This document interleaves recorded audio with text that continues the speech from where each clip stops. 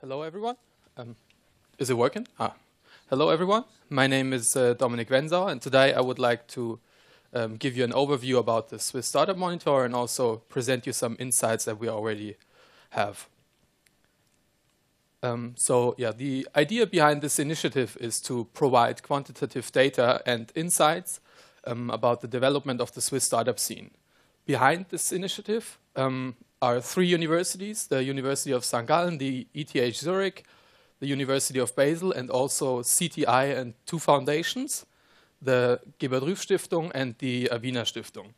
The initiative itself is not for profit, excuse me, and also scientifically backed.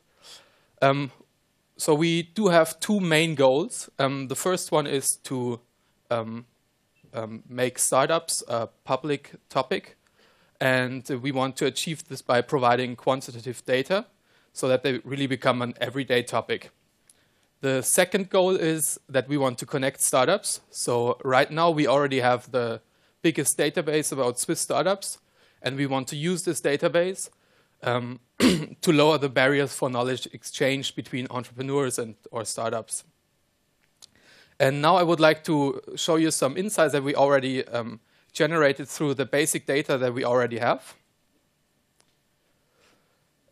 First of all, here you can see a comparison between startups that were founded in the last couple of years in comparison to all newly found companies.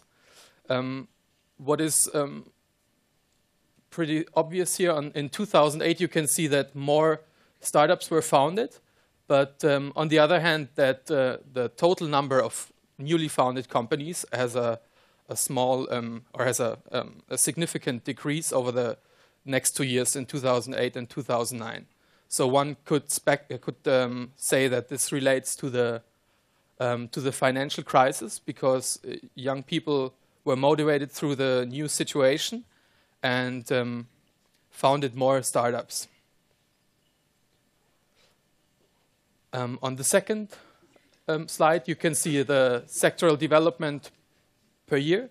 So three things that I would like to show on this slide.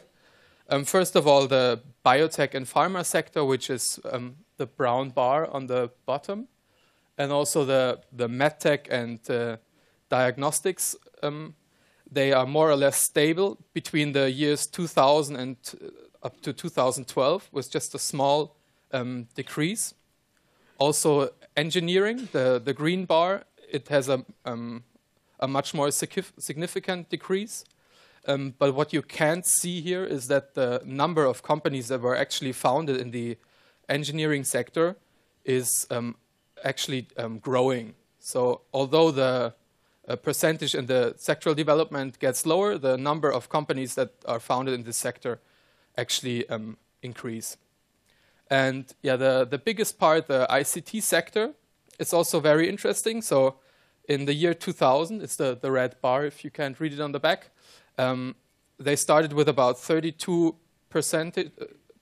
of all the startups in 2000, and then the numbers decreases after the dot-com bubble and slightly recovers until starting from 2004, very slowly. And also after the financial crisis, you can see a very intense increase in ICT startups, which can also be related to the low cost that you have to start an internet company. And the third insight that I would like to show to you is a geographical map of Switzerland. We picked 7 regions and put the number of startups that were founded in the year 2011 to these regions. So in the lead, if you would like to say, is the Zurich-Aargau area, which is approximately 33% of the total number of startups that were founded in this year, just followed by the Lake Geneva region with Vaud and Geneva. What's also interesting, in the Espace Midland area, the biggest contributor to the newly founded companies is the Canton Fribourg with 6 startups, and not Bern or any of the other cantons that you might assume.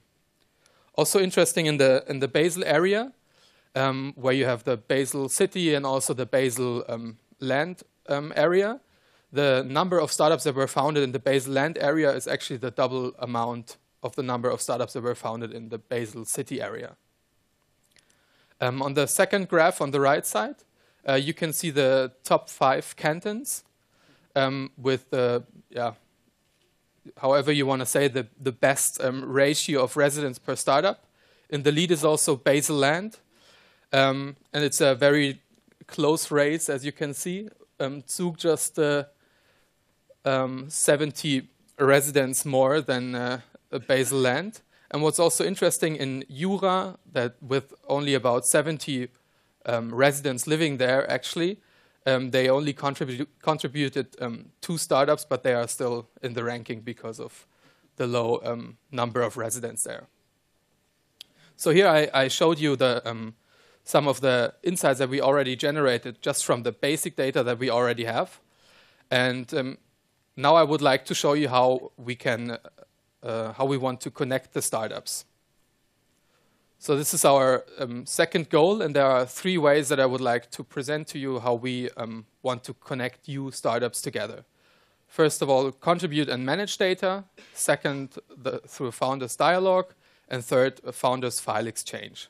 So you can use your data. You can, on your profile, you put every information in, but you can also reuse this data. You can share it on other platforms, keep your stakeholders informed, and also use it to create reporting and things like that. And also by this, help us to create more insights and to make startups a public topic.